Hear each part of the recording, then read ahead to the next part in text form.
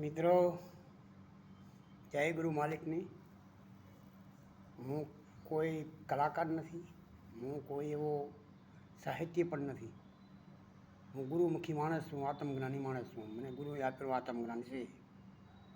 મને લાંબી ખબર પડતી નથી, પણ એટલી ખબર પડે છે કે હવે આ દુનિયામાં ભ્રષ્ટાચાર બહુ ચાલે છે. અત્યારે રાજકારણીયા છે ને, રાજકારણીયા એ લોકો જે ખરાબ કરે છે એ જ રાજકારણમાં છે.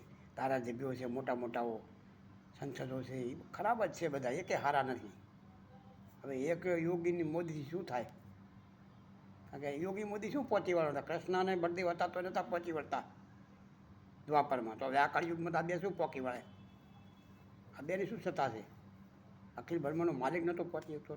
અને એટલી વિનંતી કરું છું કે હવે કોઈ લડવૈયા મહાન પુરુષો જન્મ આપે એવી માતાઓ ઉતારે તો દેશનો ઉદ્ધાર કરે. બાકી હવે દેશ છે ને ભેળાઈ જવાનો છે, ખેતર ભેળાય એમ.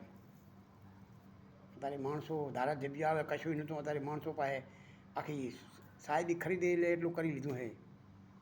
કારણ કે બધું અનિતિ ભેગું કર્યું તો જ ને.